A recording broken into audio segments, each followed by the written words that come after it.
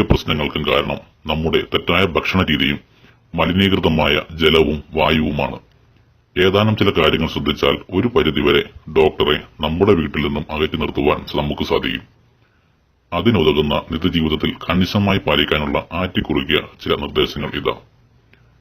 നമ്മുടെ സമ്പത്ത് മുഴുവൻ ഡയാലിസിസിന് വേണ്ടി ചെലവാക്കാതിരിക്കുവാൻ ഡോളും പെൻഡോളും പോലുള്ള കിഡ്നി നശിപ്പിക്കുന്ന ആന്റിബയോട്ടിക്കുകൾ ഒഴിവാക്കൂ.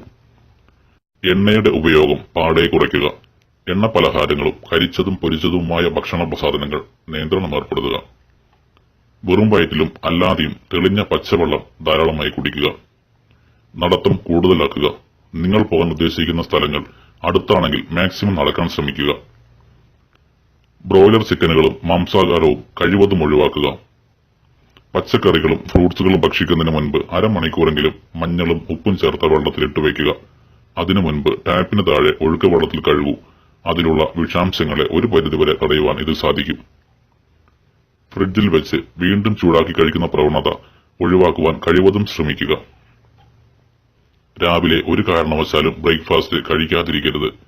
കഴിക്കാതിരുന്നാൽ കുടൽപ്പുണ്ണും അൾസറും ഉണ്ടാകാൻ സാധ്യത വളരെ കൂടുതലാണ്. ലഞ്ച് മിതമായും അത്താഴം വളരെ കുറച്ചും കഴിക്കുക. ജങ്ക് ഫുഡുകളും ഫാസ്റ്റ് ഫുഡുകളും പാടെ ഉപേക്ഷിക്കുക. കഴിവതും എന്നും ഒരേ സമയം കൃത്യമായി ഭക്ഷണം കഴിക്കുവാൻ ശ്രമിക്കുക. മൊബൈലിന്റെയും കമ്പ്യൂട്ടറിന്റെയും ടിവിയുടെയും ഉപയോഗം നിശ്ചിത ടൈമിൽ കർശനമായി നിയന്ത്രിക്കുക. ഇതിനൊക്കെ വേണ്ടി ഉറക്കമളയ്ക്കുന്നത് ഒഴിവാക്കുക. പച്ചയ്ക്ക് കഴിക്കുന്ന ഇലകൾ ധാരാളമായി കഴിക്കുക. അതും കഴിക്കുന്നതിന് 20 മിനിറ്റ് മുമ്പെങ്കിലും ടാപ്പിന് താഴെ ഒഴുക്ക വെള്ളത്തിൽ കഴുകുക. അതിലുള്ള വിഷാംശങ്ങളെ ഒരു പരിധിവരെ തടയുവാൻ ഇതിന് സാധിക്കും. വീണ്ടും വിഷാംശം പോകുന്നതിന് വേണ്ടി മഞ്ഞൾ, ഉപ്പ് എന്നിവ കലർത്തിയ വെള്ളത്തിൽ ഇട്ടുവയ്ക്കുക. നമ്മൾ കേരളീയരുടെ ദേശീയ ഭക്ഷണമായ പൊറോട്ട പാടെ ഒഴിവാക്കുക. എരിവ്, പുളി, ഉപ്പ്, പഞ്ചസാര എന്നിവ കൂടുതലാവാതിരിക്കുവാൻ ശ്രദ്ധിക്കുക. മാക്സിമം കഴിവതും ഒഴിവാക്കുക. കോളകൾക്കും എനർജി ഡ്രിങ്കുകൾക്കും പാക്കറ്റ് പൾപ്പ് ജ്യൂസുകൾക്കും ടാങ്കും ഒഴിവാക്കുക. ദാഹം ശുദ്ധമായ പച്ചവെള്ളം കൊണ്ട് മാത്രം ശമിപ്പിക്കുവാൻ ശ്രമിക്കുക. ഭക്ഷണത്തിന്റെ 60 മിനിറ്റെങ്കിലും മുൻപോ പിൻപോ വെള്ളം കുടിക്കുക.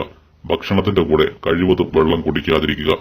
അത് പല രോഗങ്ങൾക്കും കാരണമാണ്. പുകവലി, മദ്യപാനം എന്നിവ ഒഴിവാക്കുക. അത് നിങ്ങൾക്ക് മാത്രമല്ല നിങ്ങളെക്കാൾ മറ്റുള്ളവരുടെ ആരോഗ്യത്തിനും ഹാനികരമാണ് എന്ന് മനസ്സിലാക്കുക. ചെറിയ ചെറിയ അസുഖങ്ങൾക്ക് വേദനാസംഹാരിക ഗുളികകൾ ഒരു കാരണവശാലും ഡോക്ടർ നിർദ്ദേശപ്രകാരമല്ലാതെ കഴിക്കരുത്. മൊബൈൽ ഉപയോഗിക്കുമ്പോൾ ഡിസ്പ്ലേ ബ്രൈറ്റ്നസ് മാക്സിമം കുറയ്ക്കുക. ഇത് കണ്ണിന് സുരക്ഷ നൽകും. അതുപോലെ കോളുകൾ ചെയ്യുമ്പോൾ ഹെഡ്ഫോൺ ഉപയോഗിക്കുക. ബ്ലൂടൂത്ത് ഹെഡ്ഫോൺ ഒരു കാരണവശാലും ഉപയോഗിക്കരുത്.